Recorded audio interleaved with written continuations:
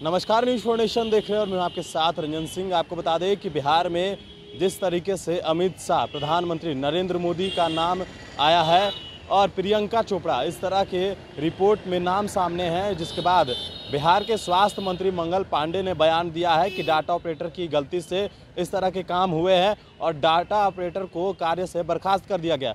इतना ही नहीं, उन्होंने यह भी कहा है कि जिस तरीके से मुजफ्फरपुर में आंखों की रोशनी जिनकी गई है उनकी इलाज चल रही है और वहाँ एफआईआर भी हो चुका है। साथ ही साथ उन्होंने कहा है कि और जगह पर जो जांच हुई है उसको लेकर जांच चल रही है और साथ ही साथ जिस तरीके से अरवल में हुआ है तो अरवल में डीएम भी वहाँ और सख्त तरीके से तमाम चीज़ों को जाँच कर रहे हैं। सुनवाते हैं आपको मंगल पांडे जो बयान है दिए हैं, उन्होंने स्वास्थ्य मंत्री हैं और उनका बयान सामने आया है इस तमाम मुद्दों को लेकर। सुनिए उनका पूरा बयान। नहीं मिला है और सतर्कता के संबंध में मैंने बताया। सर, अरवल जिले में जिस तरह से डाटा और एंट्री ऑपरेटर की लापरवाही देखने को मिली है, उसको लेकर क्या कुछ विभाग कार्रवाई कर रहे हैं? नहीं, देखिए, एक तो पहले आपको बताऊं कि ये मामला जो है लगभग 1 महीना पूर्व का है और ये जैसे ही संज्ञान में उसी वक्त आया वहाँ के चिकित्सा पदाधिकारी के, तो चिकित्सा पदाधिकारी ने तुरंत कार्रवाई करते हुए जो डाटा एंट्री ऑपरेटर थे उनको सेवा मुक्त कर दिया।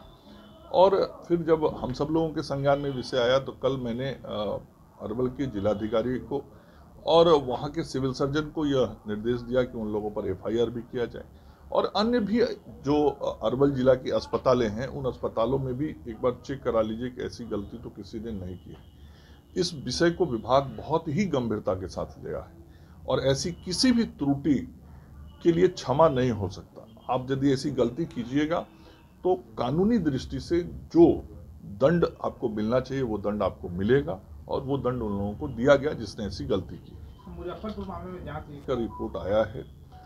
उस रिपोर्ट में यह प्राथमिक रूप से जो मुझे चिकित्सकों के द्वारा बताया गया है, मैं ये स्पष्ट कर दूं चूंकि मैं चिकित्सक हूं नहीं, जो बताया गया है वो ये है कि जो पैरामेडिक्स स्टाफ हैं उनके स्तर पे कहीं ना कहीं चूक हुआ है और उनके चूक के कारण इस प्रकार के परिणाम आए हैं।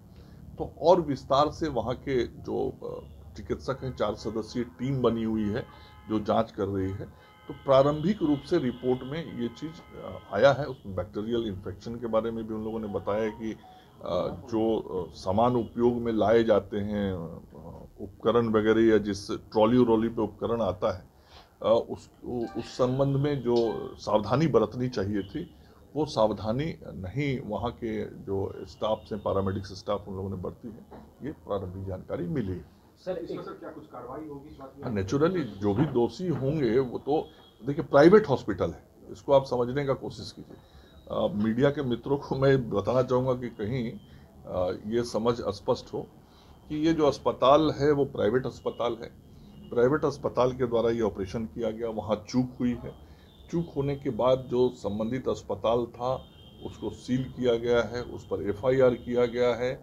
जो सामान जिससे वहाँ शल्य क्रिया की गई उसका जांच किया गया है, उसी का रिपोर्ट आया जिसके बारे में मैंने आपको बताया है।